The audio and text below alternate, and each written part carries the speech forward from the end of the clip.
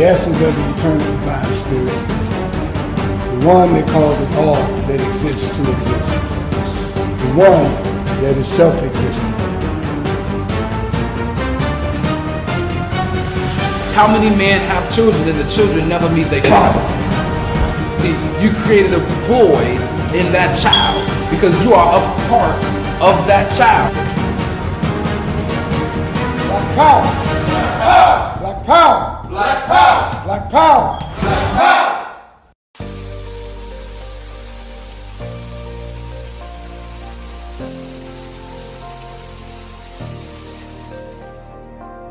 Are you feeling fatigued and can barely make it through the day without some type of caffeine? Are you on a journey of healing your body but need a little help? Then alkaline water is what you really need. Alkaline water has many benefits. Alkaline water can help restore pH balance in the body. Consuming beverages such as soda and coffee can make your body acidic. Did you know that too much acid in your body has been linked to an internet, heart disease, obesity, diabetes, autoimmune disease, chronic pain, and other chronic conditions like gout and arthritis? Those who use alkaline water have reported increased energy levels, clearer skin, reduction in inflammation, better digestion, and many other health benefits. I've used alkaline water for years, and it's been instrumental in sustaining my health when I was diagnosed with sarcoidosis. Are you ready to take responsibility for your body's health? If the answer is yes, then our alkaline water is just what you need. Bring your own bottles. It's only $3 for each gallon. To place an order or for more information, you can reach us at 773-846-3091. Thank you in advance for your support.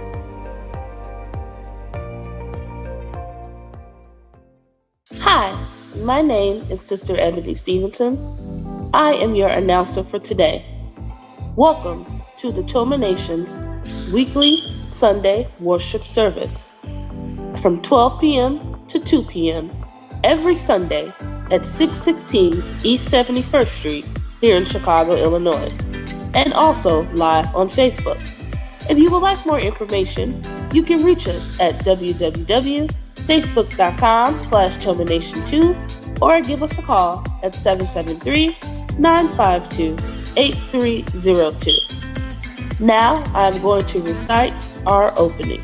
In the name of the eternal divine spirit, the one that causes all that exists to exist, the one that is self-existent, the one who directs the sunships of millions and trillions of years, and the one who made time the seed of the universe, known among the ancient Kemites or Egyptians as Amun-Ra and Aten, among the Hebrews as Ansar, Yahweh, and Elohim, among the Christians as Lord, God, and Jehovah, among the Muslims and Islamic world as Allah, the one God, among the Rastafarians as Jah Rastafari, among the Yoruba tribes of West Africa as Omari, Eshu, and many other Orisha names. I bear witness that all these names refer to the same one Almighty Spirit, and it is to that essence which I give reverence and to whom I submit. I boldly proclaim that we, the descendants of those black men and women who survived the transatlantic slave trade, are the Lost 13 tribe, born in North America, and are of the Nubian Kemetic lineage. I further proclaim that the blood of all the nations of the earth flows through our veins. I greet you in the ancient but holy words of peace, Hotep, Shalom, Assalamu Alaikum, Habaragani, Alafia, and Ashe. Now I am going to recite the 13 points of what we believe and know. Number 1. We believe and know that we are not to repeat the mistakes of the past prophets and messengers of the Almighty Creator of the heavens and earth. Number 2. We believe and know that we can only establish an economic base through the application of the knowledge of self and the incorporation of the ideologies of the Honorable Marcus Garvey, the Honorable Elijah Muhammad, Mahatma Gandhi, and Ben Ami. Number 3. We believe and know that the prophets and messengers of the Holy Bible, the Holy Quran, and the Kemetic Holy Books were all black. Number 4, we believe and know that Jesus Christ of 2,000 years was and is a black man. Number 5, we believe and know that the knowledge of the Almighty Creator goes beyond books written by the prophets and messengers of the Almighty Creator.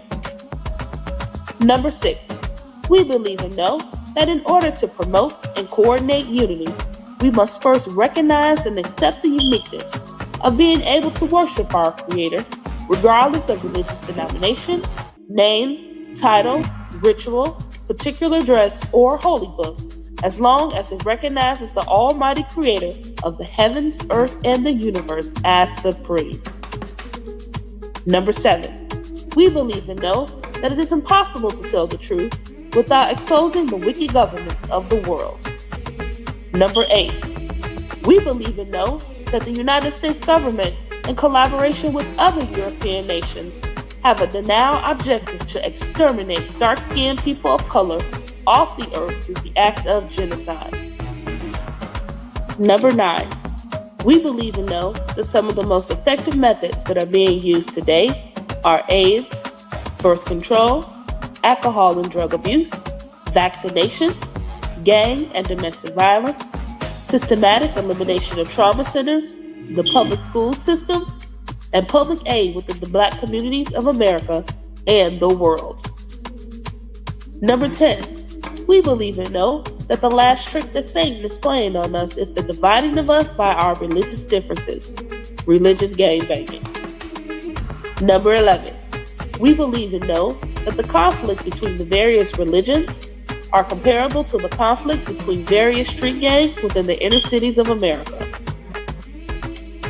Number 12, we believe and know that the war on drugs and gangs is a diabolical plot to disarm the Black community of weapons, break up the Black family, withdraw our constitutional rights, also kill and incarcerate young Black males under the undercover code name Able 2029. And number 13, we believe and know that every letter, shape, sound, and numerical value contains esoteric information that completely transcends the specific contextual meaning of the word. Our purpose: to bring about the growth of a righteous community in accordance with the laws of the Creator of the universe, under the leadership and guidance of Brother Minister Raheem Quasad Oxen, to provide solutions to the social and economic ills that plague the communities of urban America. Our goal: to re-educate and retrain youth and young adults to develop positive moral values as an alternative to delinquent behaviors, because you can't rebuild a community and not rebuild the minds of the residents of the community to meet the responsibilities of maintaining the community's image. Our mission: to enhance the economic development of our communities by establishing businesses, real and personal properties, thereby creating jobs and/or entrepreneurship training programs that will reverse the concept of leaving the community to buying back the community. Our motto: let your light so shine before men that they shall see your good works and glorify your Father which is in heaven. Matthew 5:16. Now we're going to recite our salute to the red, black, and green flag. Everyone put your right fist in the air and repeat after me. Here's to this flag of mine, the red, black, and green. Hopes in its future bright, Africa has seen. Here's to the red of it, great nations shall know of it. In time to come, red blood shall flow of it. Historians shall write of it, this flag of mine. Here's to the black of it, 400 million's back of it, whose destiny depends on it. The red, black, and green of it, oh flag of mine. Here's to the green of it, young men and women shall dream of it, face shots and shells for it, maidens shall sing of it, waving so high. Here's to the whole of it, colors bright and pole of it, pleased is my soul with it, regardless of what is told of it. Thanks to God for giving it, this great flag of mine. Please keep your right fist raised high in the air as we sing our Black National Anthem.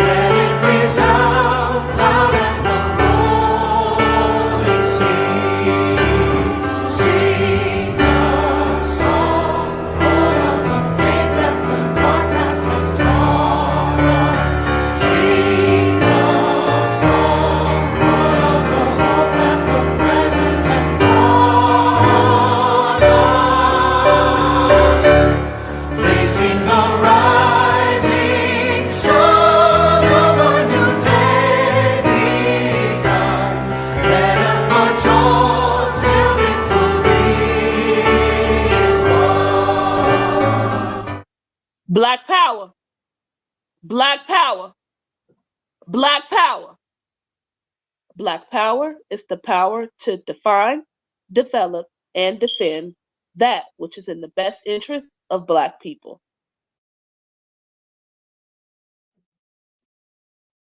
All right, all right. Welcome everyone to the Toma Nation's Wednesday study class. We're going to do it a little differently today.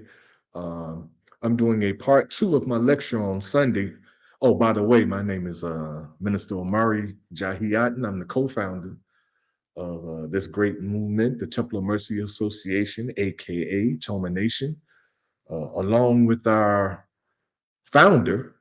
I'm the co-founder, but along with our founder, Minister Raheem Kassed Aten, and our First Lady, Sister Makita Aisha Aten. Welcome again to our Wednesday study class. We do this every Wednesday. Only thing we're doing a little differently today is that we're going live. We normally don't go live on Wednesday, but we wanted to make sure that this message gets out to as many people as possible. So we're going live today. I want to open us up with a prayer. First, I want to open up with our unity prayer, which is as follows. Please bow your head and close your eyes and open your heart and feel the presence of our Creator all around us and all within us. In the name of the everlasting Father, He that causes all that exists to exist, He that is self-existent. It's He who directs the sunships of millions and trillions of years, and is He who has made time the seed of the universe. He's known among the ancient Kemites or the Egyptians as Amun-Ra and Aten. He's known among the Muslim or Islamic world as Allah, the one God. He's known among the Rastafarians as Jah, Rastafari. I bear witness that all these names refer to the same one, Almighty God, and it's to Him whom I give reverence and to whom I submit. I boldly proclaim that we are the descendants of those Black men and women who survived this transatlantic slave trade and are the lost 13th tribe, born here in North America, and that we are a Nubian Kemetic lineage. I further proclaim that the blood of all the nations of the planet Earth flow through our veins. I greet you, my brothers and sisters, in the ancient but yet holy words of peace in the languages of our fathers of Hotep. Shalom. Assalamu alaikum. Habaragani. Alafia. And Ashe.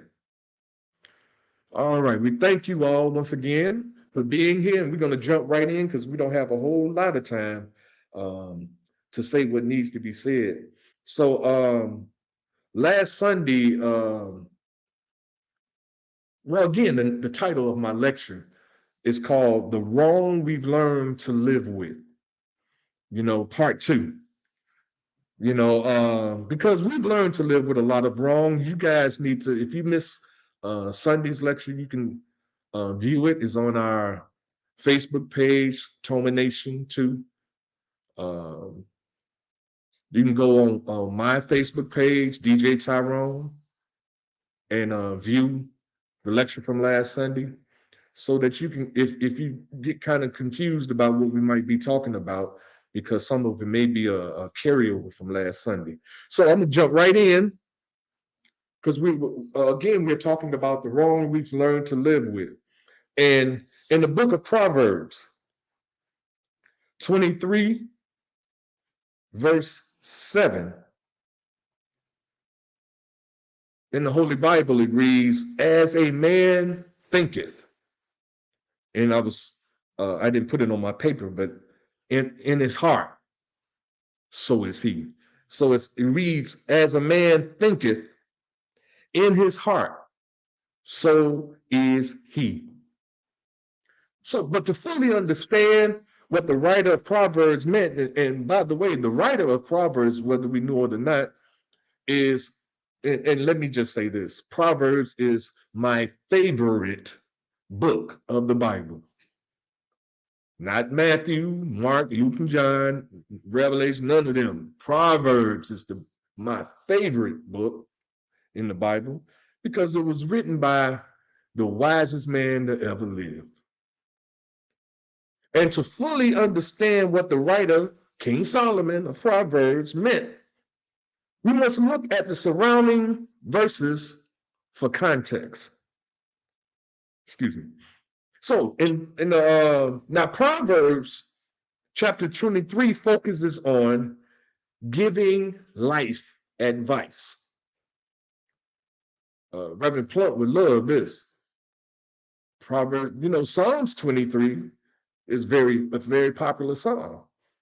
And hopefully after this, Proverbs 23 will be a very popular psalm, because this is where the wisest man on the planet gave advice dealing with life. Now let's go to the first verse. It reads, when thou sittest to eat with a ruler, consider diligently what is before thee. Verse 2, and put a knife to thy throat, if thou be a man given to appetite. Now, why would Solomon say that? He's saying that you need to be very cautious when you sit down to eat with a ruler. Now, by definition, a ruler is a person that exercises government, law, or dominion over you. Somebody that has some kind of authority over you. Now, a ruler can be anybody. You can let the Negro on the corner rule over you. Back in the day, you'd be like, give me your lunch money. Negro is a ruler over you. If he's taking your lunch money every day, he has some authority over him. Whether his authority is fear, it's some authority that he has over you. There's a lot of people that we give authority to. Well, I have to say it like this. Everybody that has authority over us, we give it to them. We give them that authority. Even the Negro that takes your lunch money, you give him the authority over you because you give him your lunch money. What would happen one day if you decided you wasn't going to give him your lunch money, but you gave him a fist to the eye? And he stopped asking for your lunch money. He would no longer have authority over you. It's the same thing, brothers and sisters, in life. Anybody in this world that we give authority to, based on whether it's fear or whatever, we can reverse that. Right now, politicians, that's what we call them. Y'all call them politicians. But politicians have authority over us because we give it to them based on the Constitution or whatever, all that other brown paper that people seem to give so much authority to. But Solomon is saying you got to be cautious when you're sitting down with people like this. They call you to a breakfast, or they call you to a brunch or a dinner and say, I'm going to feed, Wow. I ain't gonna tell you the name that came to my mind just then. Oh, wait. I wonder if I should say his name. I'm thinking. Ooh. Well, I'll put it like this. Y'all gonna know what I'm talking about. I ain't gonna say his name. There's a guy that everywhere he go, he gives out money. Everywhere he go. And because he gives out money to people everywhere he go, he has a certain authority over people. People seem to want to kiss his behind and bow down and, ooh, so-and-so is coming. He's coming to our church. Everybody get excited. This guy seems to have some authority. His money gives him authority. And we give it to him. But guess what? What if you tell him, I don't want your money? I'm gonna tell y'all the story. I work for a school that teaches broadcasting and journalism to youth ages 16 to 24, right? And we were filming a church that this guy was coming to. See, I'm still in. His name keep wanting to come out of my mouth. He was coming to the church, right? And these people were so excited. We filming it and everything, right? And so I'm there, I'm filming, I'm taking pictures, and the guy, he announces on the mic that he want all ministers and pastors that's in the audience to stand up, And of course, they all stood up. And he gave all of them $100 right on the spot, you know. I go home and I'm telling my wife, she's like, where your 100? I'm like, I ain't stand up. What you mean? Why did you stand up? I said, because I don't want his money. I don't want nothing from him. You could have free money. You could have got $100. You have to understand. When this is what Solomon was telling us. We got to be careful when you're around people like this. And he's going to go more into it to tell us why. He says, it's the second verse, look at what he says. He says, put a knife to thy throat if thou be a man given to appetite. What is he really saying there? So what he's saying is, if you're thirsty, y'all know the slang, the vernacular, thirsty. We know what that means.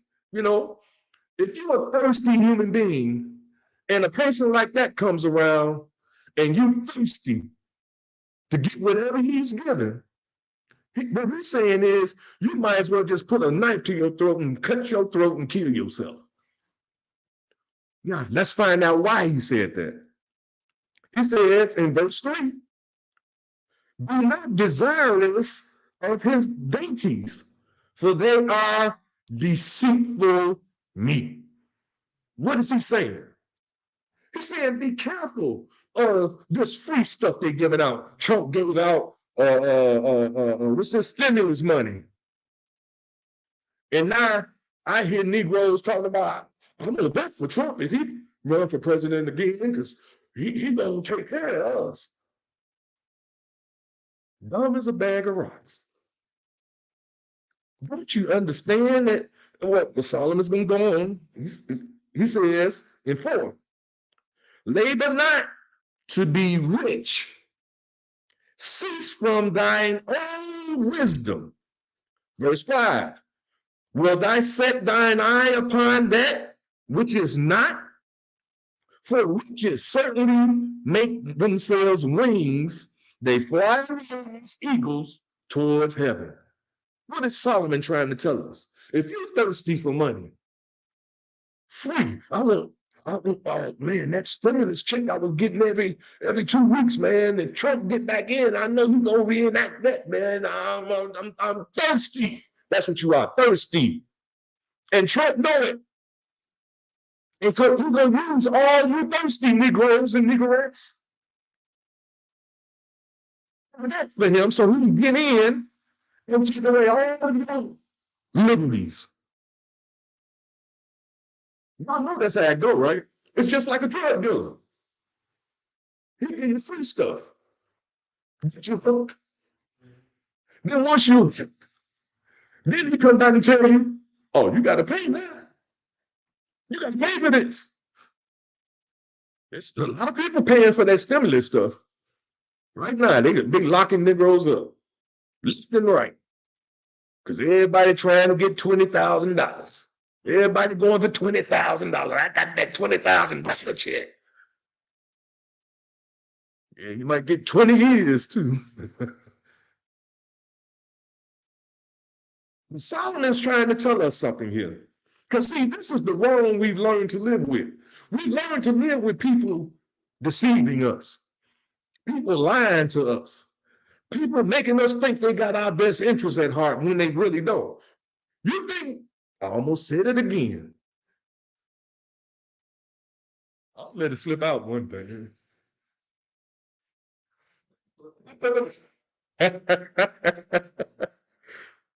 Well, Tahaka said it. I didn't say it. Not that I'm scared to say it. I won't get you wrong. It's just that this is my opinion, and it ain't law. And some people, and this is a problem that we have too. We take people's opinions as law. You know what I'm saying? Just because I feel this way don't make it so. But I'm telling you, but if you look at it, and if you investigate and do some research and you find out that what I'm saying is true, you'll be like, brother got something to what he's saying. These people always promising us stuff. And they never deliver, but yet and still, here we are, still supporting it. Hoping, wishing and praying that they might do right this time. I don't trust none of them niggas. None of them. You can throw Obama in there with them. Did I say his name?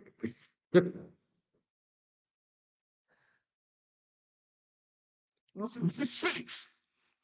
Here's Solomon. I think this is 2 more verses, right? Yep. Solomon's last 2 verses of this script. Verse 6, he says, eat thou not the bread of him that has an evil eye, neither desire thou his dainty meat. So he's saying, just to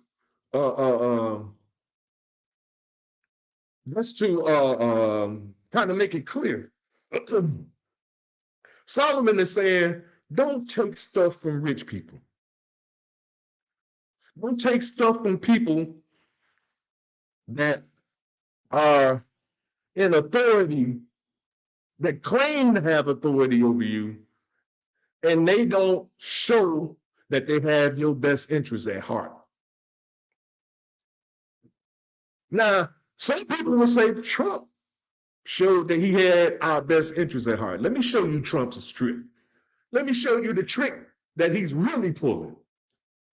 See, Trump is playing chess. See, niggas play checkers. Trump is playing chess. And he's playing 5, 6, 7 moves ahead. When he ran for president, he already knew that all he had to do was give Black folks and Hispanic people money. Understand this. He didn't give it to you because he loved you. He was trying to reignite the economy because of COVID.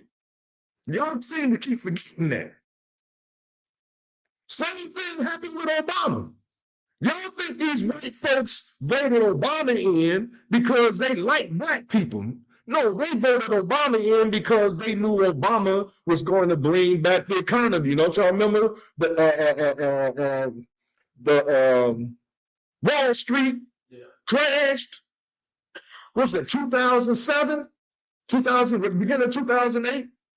And Obama was brought right in to build up the economy.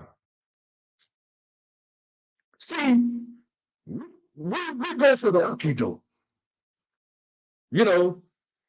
They urinate on your back until it's raining and you believe it. See, I used the good word. I didn't say that other one. Don't you believe it? Simon is telling us, don't trust these people. And then the last verse says here, for as he thinketh in his heart, so is he. Eat and drink, saith he to thee, but his heart is not with thee. Look, here's $100 for you. $100. Yes, yes, yes. Take my $100, please. Yes. You think he care about you? All you care about is how he can manipulate you with that $100. How many people can we manipulate with $100? How many people can we get what they want them to do for $100? What does that make you? A garden utensil. See, I'm being nice today, boy. I'm being real nice. Well, tonight, I should say. A garden utensil. You can be bought and paid for.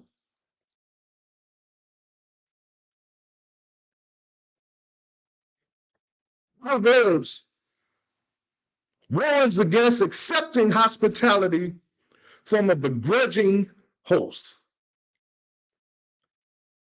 What does it mean by begrudging? Give reluctantly and resentfully. See, you think, well, now here, this is my opinion again. It's not fact. This is just this brother Minister Omari. I ain't got no proof. I ain't got nothing. But if y'all do the research and y'all find out that what I'm saying is true, then cool. But don't throw it away because it's my opinion. Y'all don't throw everybody else's stuff away on Facebook when it's their opinion. Hold on and do some research. See if what I say got any validity to it. Now, this dude, Willie Wilson, I said it. I told you I was going to say it. You don't think he's spending his money?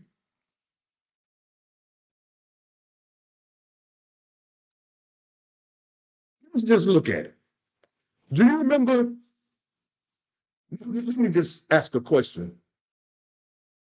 How many years have he ran for mayor and lost? 2? 2 times he done ran for mayor and lost, right?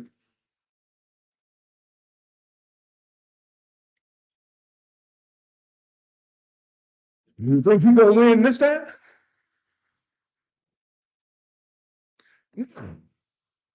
I have to ask this question.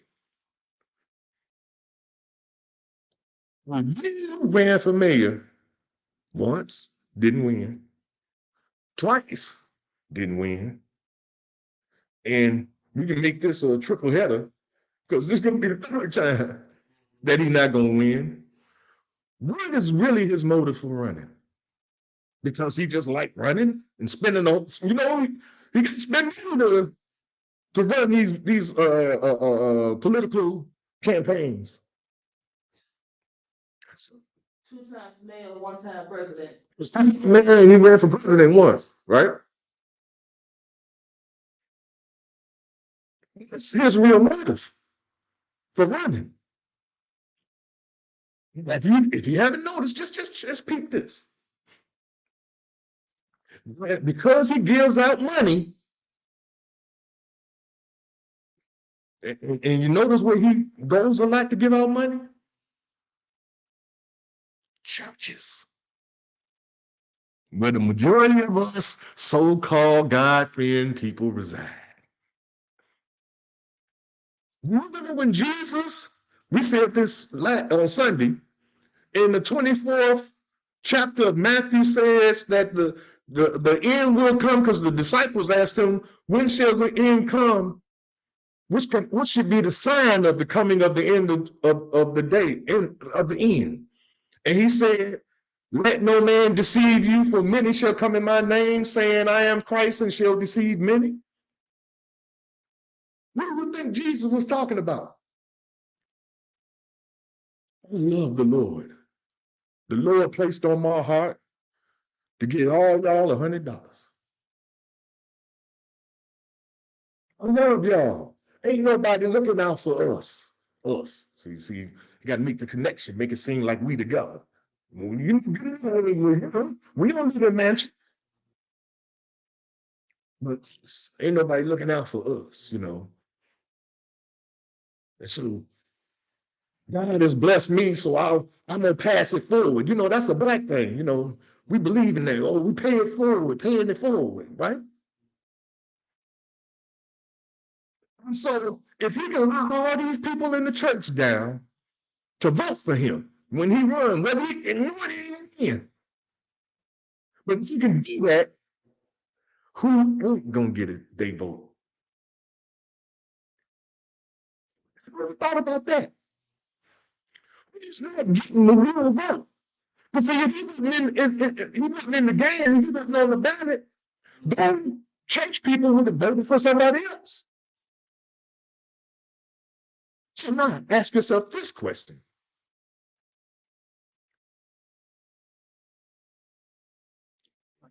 If, and I'm saying if, because I don't believe it, if he ain't spending his money, then whose money is he spending?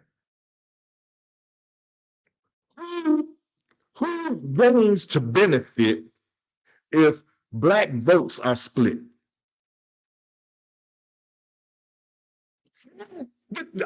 I'm just using what God gave me. What is that? I'm thinking. I ain't just gonna touch the news and let them tell me.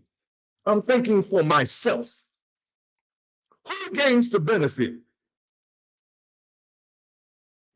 Because he entered the race, thousands of black votes went to him and not, let's say, LaShawn Ford. Let's just say that. Yes, thank you. Who gains to benefit? I'm gonna leave you right there. Now it's time for you to think. Let's think for a change. I like that slogan. That should be put on a t-shirt.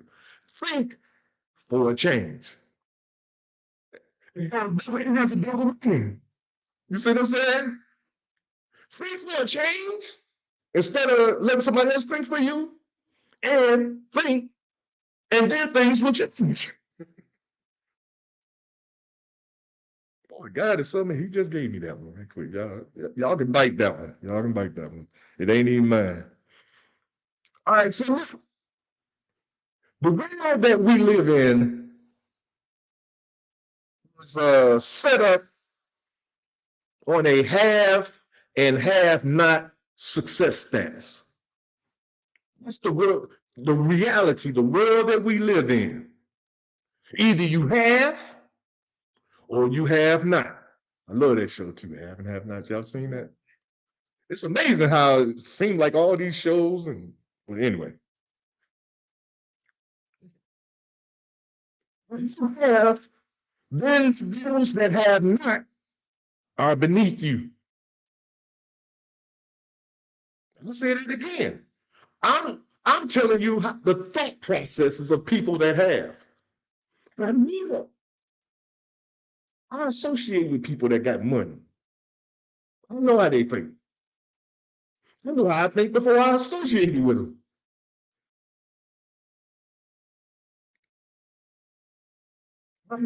More than you, they consider themselves better than you. I live in a suburb in a $250,000, $400,000 mansion. You pay rent in Inglewood and got rats and roaches. And you're paying $2,000 for rent. I'm better than you. But most of us agree because we're breaking our necks to become them. Listen to me, brothers and sisters. They have programmed us to want to be like them. We lost that $400,000 house in the suburbs. We want that because we see them with it. And because we see them with it, we want it too. Y'all know how it is. If a kid had a ice cream cone and you didn't have one, you was really upset. And the kids would be cruel, right? Y'all remember Eddie Murphy? I got some ice cream. I got some ice cream. You can't have none. Wanna lick? Say, y'all remember that? You can't get none. Your mama on welfare. They couldn't get no ice cream. And so they teased them, made fun of them. I was in school. They have the designer jeans and the clothes to wear like some of the other kids, and those kids that do have it feel like they're different. I mean, the other kids feel bad because they can't have what they have. So kids now that they want to keep up. Back in the we call it keeping up with the Joneses. I don't know who they are today, but so they ain't trying to keep up with. We even go to any means, stealing, lying, deception, in order to be able to get the things that we want so that we can feel like we are not on the low end. So we'll sell drugs. We'll prostitute ourselves for money. Just so I won't feel like I'm the bottom. At least I'm in the middle somewhere. Everybody want to classify themselves as middle class now. You notice that? Everybody think they middle class. Because nobody want to be lower. Ain't nobody gonna claim that one, right? Lower class. Ain't got a pot to piss in or a window to throw it out of. But I'm somebody, because Jesse said it, right? But anyway, that's a whole nother story.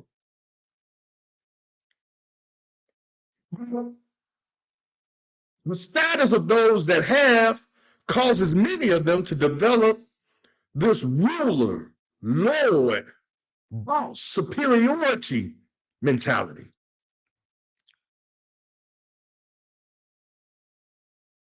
Now, I'm going to go to the Holy Quran. Now, this past Sunday, I told you, in Toma, we read both the Quran and the Holy Bible. And I explained why we did that. So you need to go ahead and listen to last Sunday's lecture so you can understand the importance. It is very important that you understand that if you call yourself a child of God, a righteous child of God, you cannot just read one book and think that God is going to be happy with your ministry. In the Holy Quran, surah means chapter in Arabic. So I don't want you to think I'm saying something different. All I'm saying is chapter 7, surah 7. So when you hear somebody say surah, don't get all bent out of shape. Negro translation. Chapter. That's all it means. Chapter 7, ayat. Ayat in Arabic means verse. So, Surah 7, ayat 11 through 13 in the Holy Quran. Translation, chapter 7, verses 11 through 13. And it reads as follows. Verse 11. It is we who created you and gave you shape. Then we bade the angels bow down to Adam, and they bowed down. Not so Iblis. He refused to be of those who bowed down. Now, just in case you didn't know, Iblis in Arabic means Satan, the devil.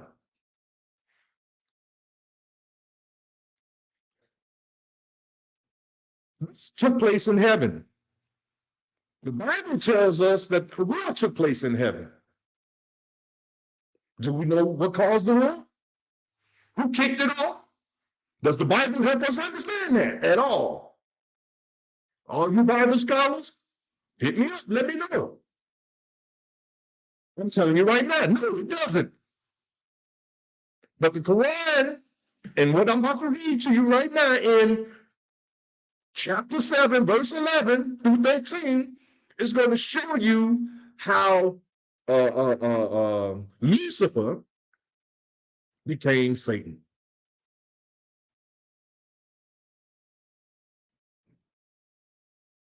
It says that Iblis, he refused to bow down he refused to be of those who bow down.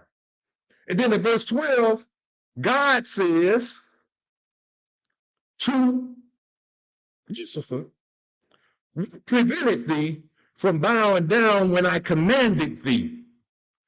This is the key, brothers and sisters. He said, I am better than he. Thou didst create me from fire and him from clay. So when you get the I am better attitude and mentality, you are just exhibiting a satanic mindset. I'm going to say it again. Whenever you think you are better than somebody else, I don't care who it is, and you begin to think, and we already know that thoughts produce actions. If you think it, you're going to act it. So that means you're going to act and treat people in a way that's not right because you think you're better than them and you feel that you should be able to get away with treating them that way because you are better. So when God, the Father of all, right, asked all the angels to bow down, Lucifer was like, you're trying.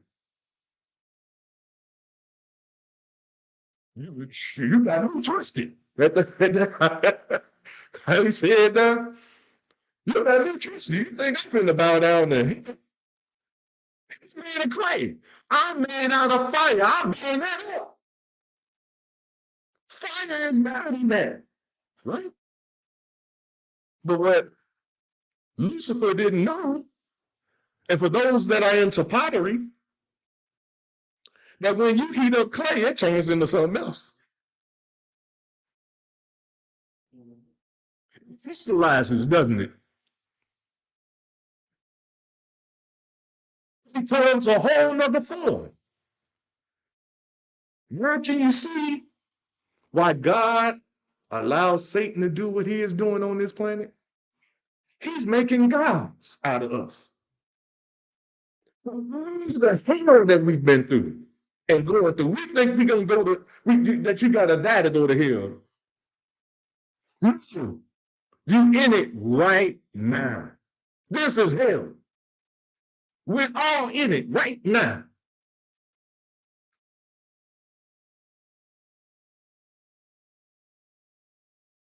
Minister Omari, you tripping.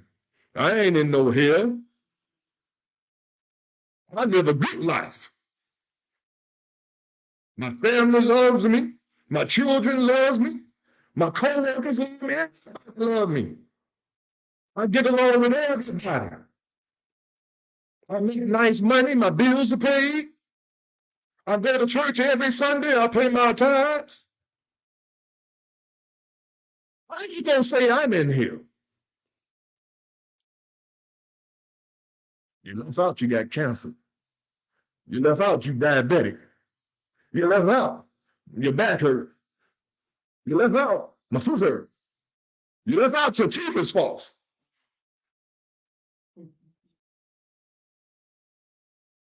Come on now.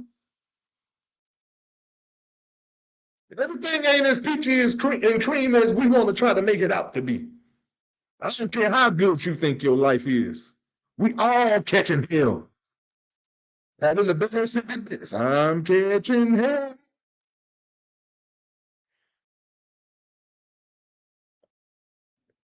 Some of y'all don't know who Patti LaBelle is. Google her, Google her, YouTube.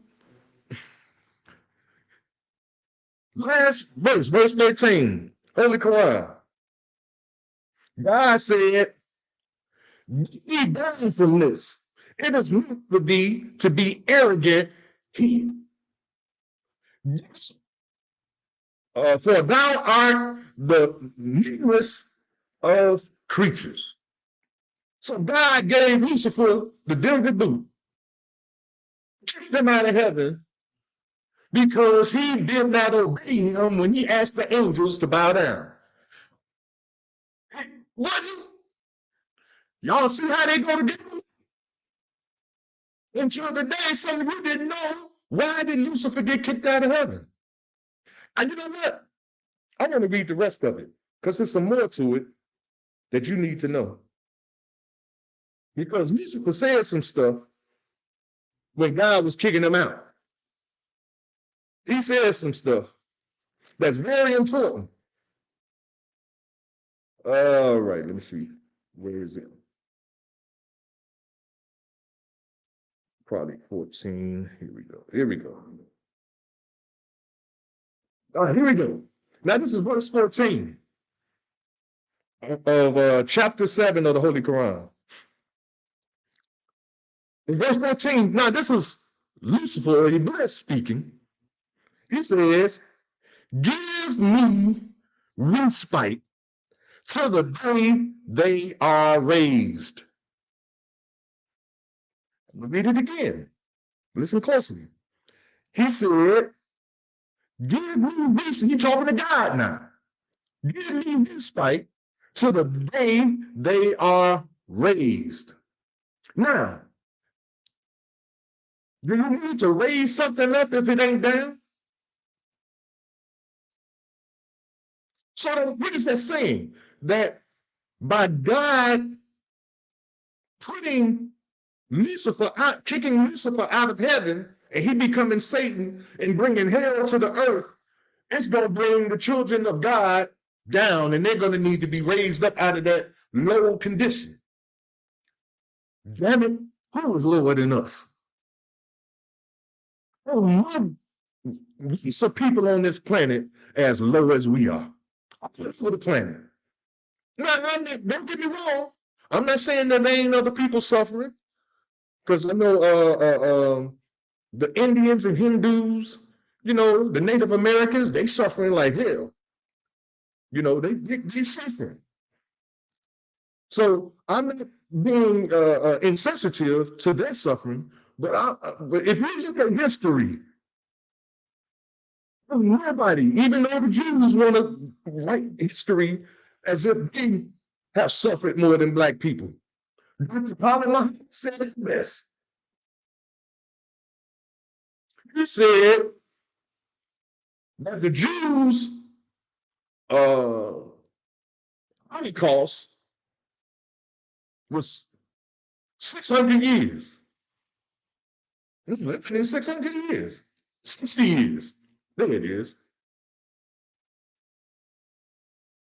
And in 60 years, they suffered. They went through some stuff, and terrible things happened that Hitler put them through. But different people, we suffered and are still suffering for over 600 years.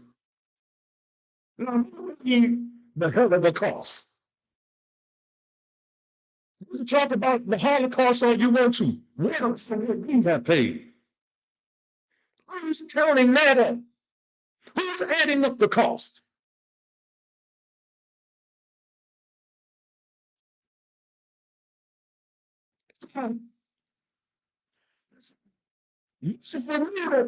God's children are going to get raised at some point.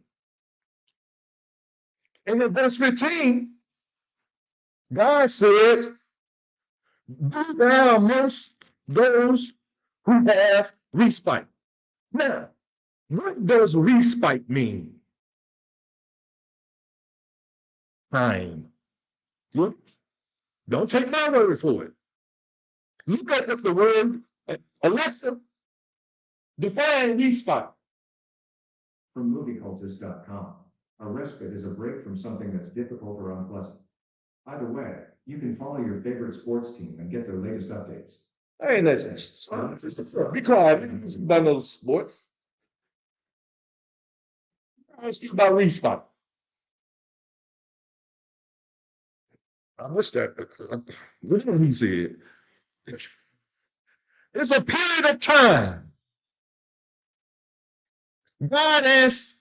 Lucifer asked God for a period of time before you raise up your children. And what is that saying? That's saying that Lucifer asked God to give me time. How much time? Do we know? I feel like rocking.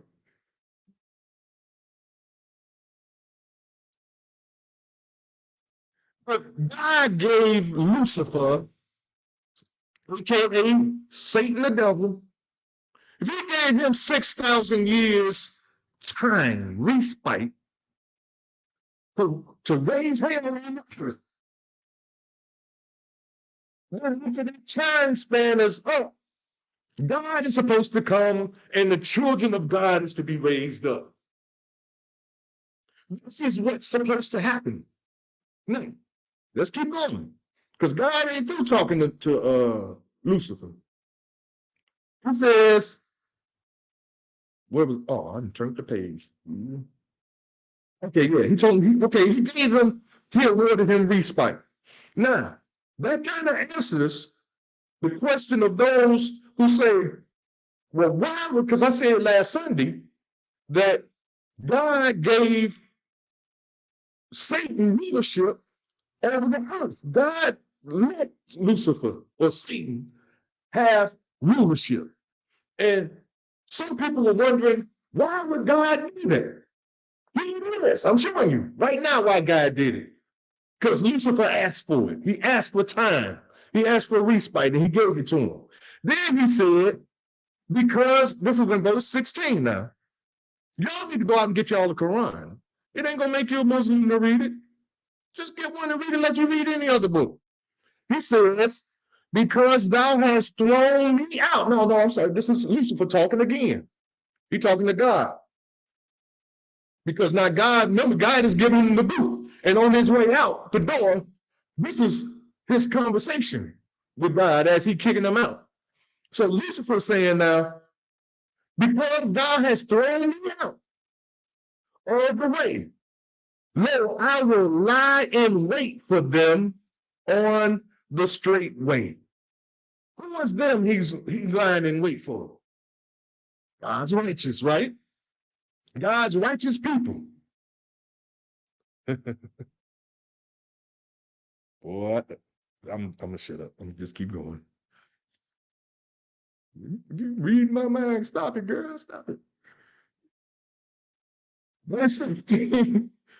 Then will I assault them from before them, behind them, to their right, and to their left.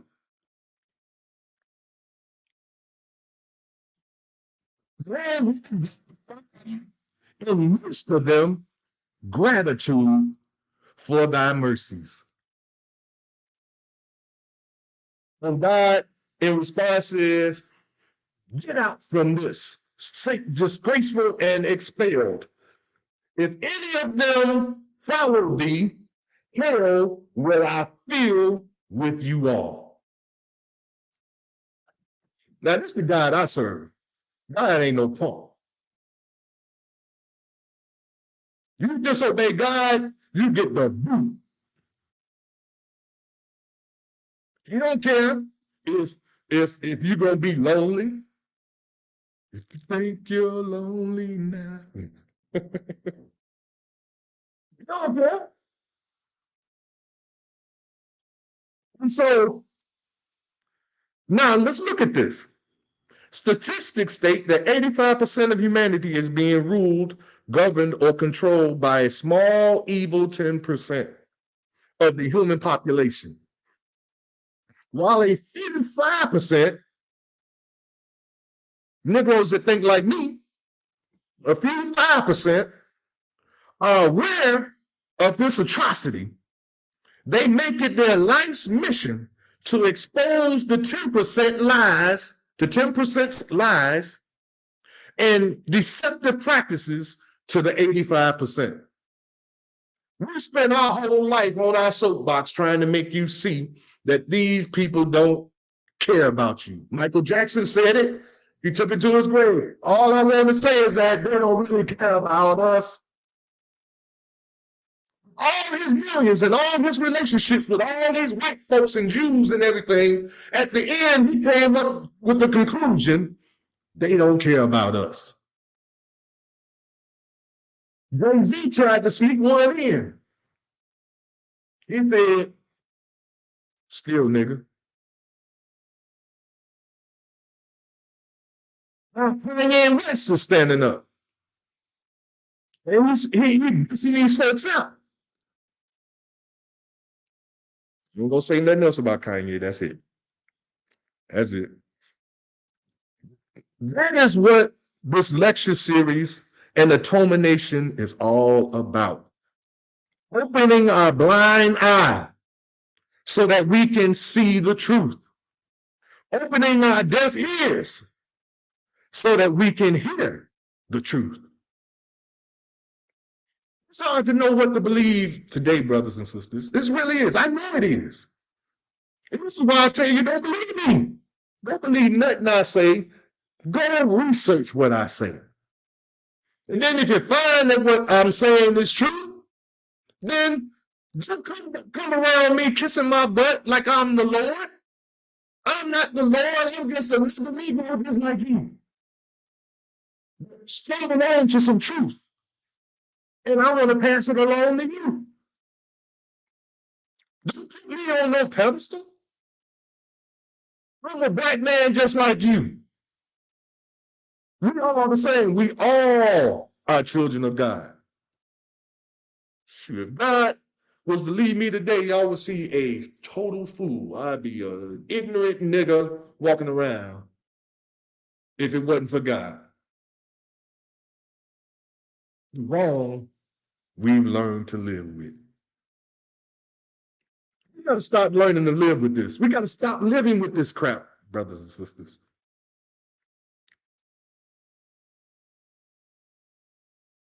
We've accepted diabetes as a death wish for us now. It's a death sentence. Cancer is a death sentence for us now. We've accepted it. I'm saying those who believe in God know for a surety that God is over life and death. And that God has a way to overcome cancer, a way to overcome diabetes, a way to overcome any ailment to the human family. But you ain't gonna get it being rebellious. But whether we accept it or know it or not, we have been led away from God. God say, thou shalt not kill. We kill. Let me show you what let's deal with Satan. Since we can agree now that this is Satan's world. God says, according to the Catholics, and according to the Bible, God says, thou shalt not have any engraven images, and thou shalt not bow down to them. This is one of God's commandments. But the greatest church on the planet Earth does just the opposite. They bow down to the statue of Mother Mary, kiss her feet, and the Virgin Jesus, and they worship that image, that engraven image of Jesus and his mother. And God said, don't do it. God says, oh, I think I'm gonna get to that in a minute. Let me see. Am I? Well, I'll come back to it if I do. But God says Spare the rod, you spoil the child. What is he saying? He's saying when your child gets start smelling themselves and getting out of control, put a little word to them. They're gonna die. They're gonna be all right. But Satan says, I know it's in here. I know where it is too. He dealt with corporal punishment. Don't worry about it, Ebony. Just stay where you're at. Where is it at? Here it is. Here it is.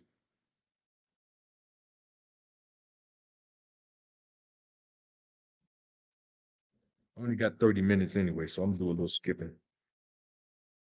I'm not gonna skip. If I get to it, I get to it. If not, we ain't gonna worry about it. So now, let's get to the facts. Let's get down to it. What is right and what is wrong? According to Webster's dictionary, and my name ain't Webster, so I didn't write this. Right is morally good, justified, or acceptable. That means doing right is something that is one, it has to be morally good. That means that you have to understand what morals are. If you have no morals, then there's no way you can be right. I mean, off the bat.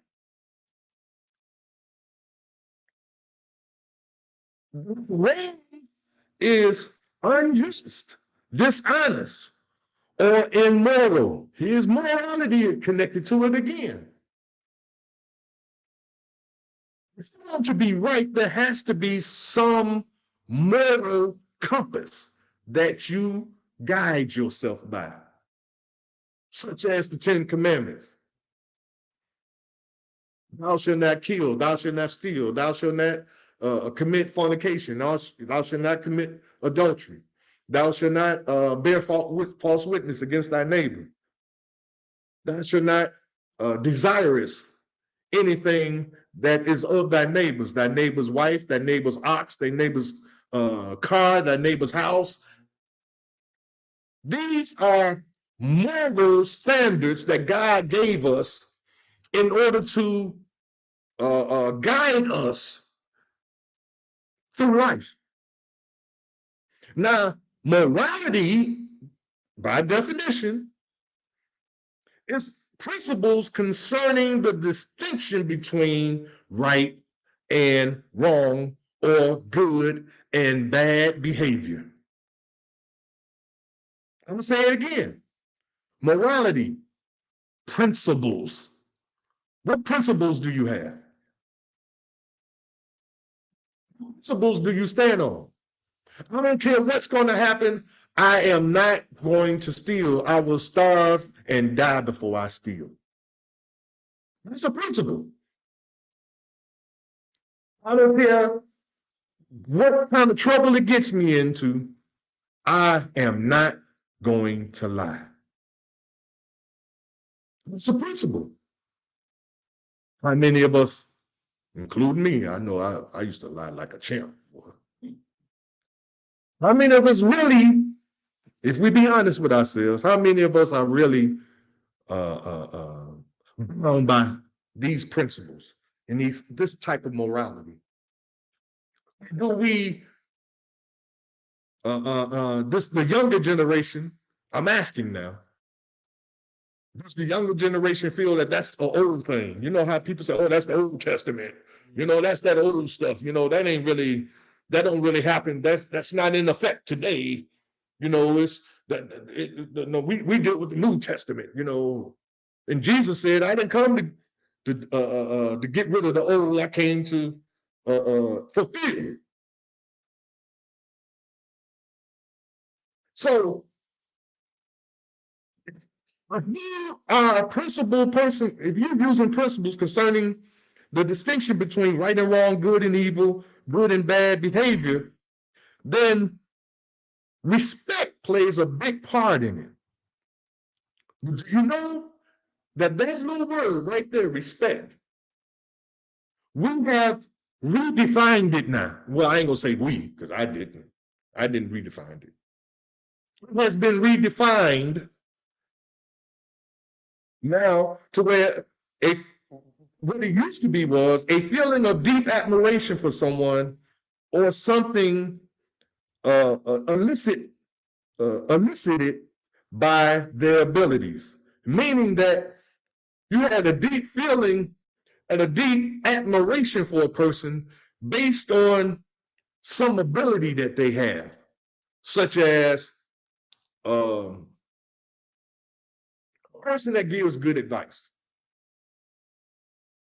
Ain't that many of them around no more. Because Negroes just tell you what they feel based on what they've been through in their life. And you pray to God that they ain't jealous of you when they tell you. Because there's a lot of jealousy going around where people are friends with people that they are jealous of because they feel that they are a little better off than them. They got a wife and they got a kid, you know. You at home eating peanut butter and jelly, while he at home with his wife and she cooking, chicken and dumpling and mac and cheese and and hot and sweet iced tea, you know, and you drinking tap water and peanut butter and jelly. And then he invites you over, your friend, he your buddy. He invites you over to his house and you come over. And in your heart is jealousy and envy because your friend is seem to be a little better off than you. So if him and this girl get into an argument or altercation or something, and he come to you for advice, is your advice gonna be based on the fact that you can want him with her? You prefer for him to be away from her so he could be at your house, drinking tap water and eating peanut butter and jelly with you. Because misery loves company. So be careful who you allow to give advice to you. But a person that gives good advice, people will have respect for that person. Now, deception. Here we are, brothers and sisters. Jesus said it in Matthew 24. Let no man deceive you. For many shall come in my name, saying, I am Christ, and are of the synagogue, and are not. He said that. I'm getting another scripture mixed up. So now, can you be good without morals? Good today, brothers and sisters, is what the majority of people believe.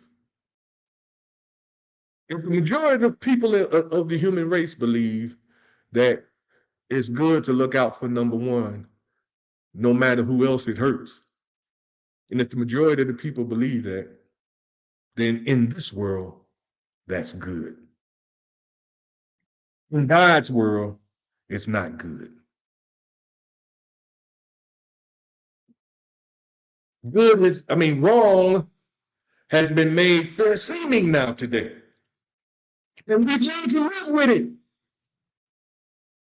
We've learned to live and, what's the word I want to use? Justify wrong. Because everybody's doing it. Why don't you people lie to get the PPP? Because everybody was doing it. When they mind deceive themselves and psych themselves out to believe, well, if everybody's doing it, then it must be okay. Because they can't lock everybody up. Psych. The heck they can't. They ain't trying to lock everybody up. Just you. They did that whole thing was to get you. And you fell for it, line and sinker.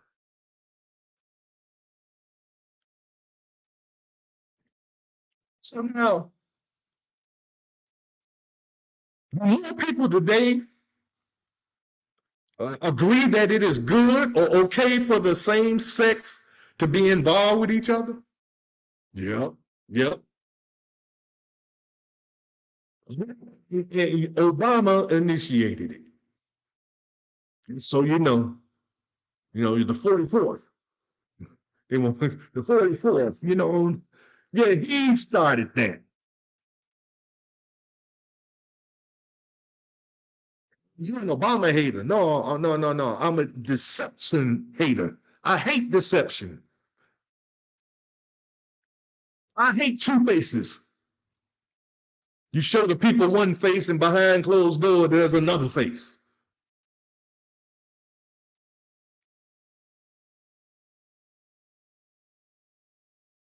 Years ago, was this understanding about same-sex relationships the same as it is today? No, it was not. What changed in society, or excuse me, what changed when society felt this to be wrong 50 years ago that it would be acceptable today? What changed from 50 years ago that now here we are in 2022, it's okay? You know what changed?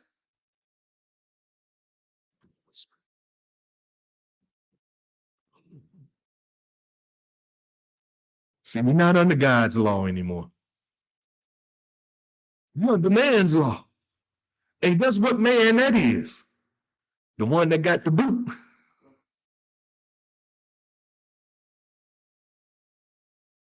Under his law now. What happened? Oh, yeah. Look, how much time do we got? I ain't had time to plug it up. 42%? No, I'm talking on the battery. I think it's like probably be like 10%, 15. Should plug in this device. 10%. 10%. We got it time. All right, look, because we only got 15, 16 more minutes anyway. So, wow, I should have just brought the plug. I thought it was, well, anyway. We changed the laws, right? We changed when we used to punish our children for doing wrong. We changed laws.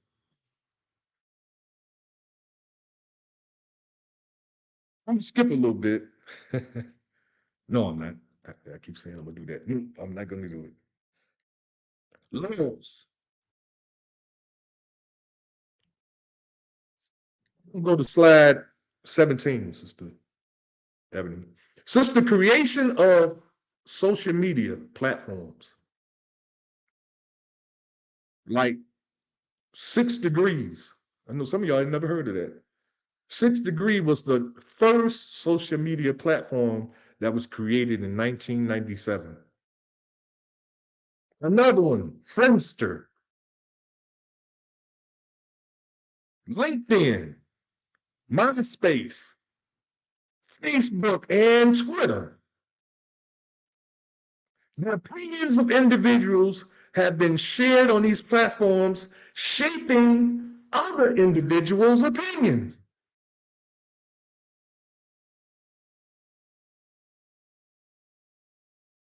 Slide 24.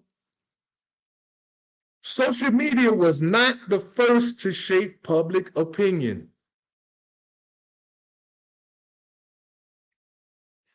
Broadcasting media programming has played a very prevalent role in the shaping of public's opinion and what we believe. Public opinion says, I said I wasn't going to say nothing, but this is the last thing I'm going to say, that Kanye West is crazy. He see crazy, any more crazier than you. He bipolar, just like you. Some of you, I should say.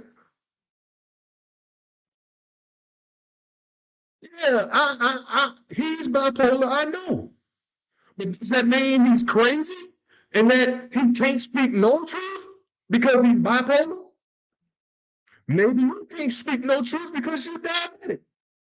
I mean, what do I just went on social media and just said, yeah, all these diabetics, you can't believe nothing they say because they be out of their mind when they sugar go up. You know, the sugar be up and they don't think right. You know, we can't listen to diabetics.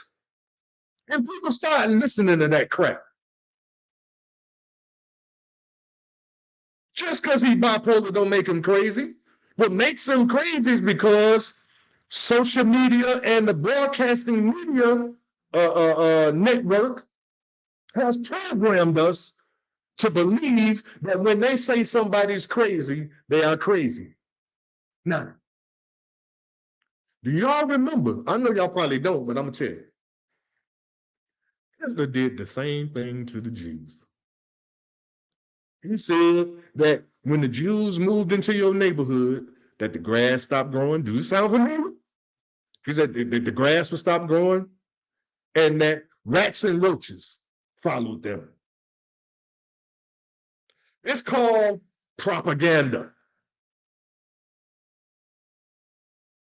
They do it all the time dealing with politicians. When they running for election, they find some dirt to slap around on their opponent. Does the dirt really be true? Sometimes. Sometimes it ain't. They just make it up. Why? Because they can. And because people like you believe that crap. You believe dirt before you believe truth. Wait, did y'all hear? It's the first that all somebody got to do is, hey, did you hear? Ears cock up. Oh, oh, so sleeping with so and so. I'm telling you the truth. You don't make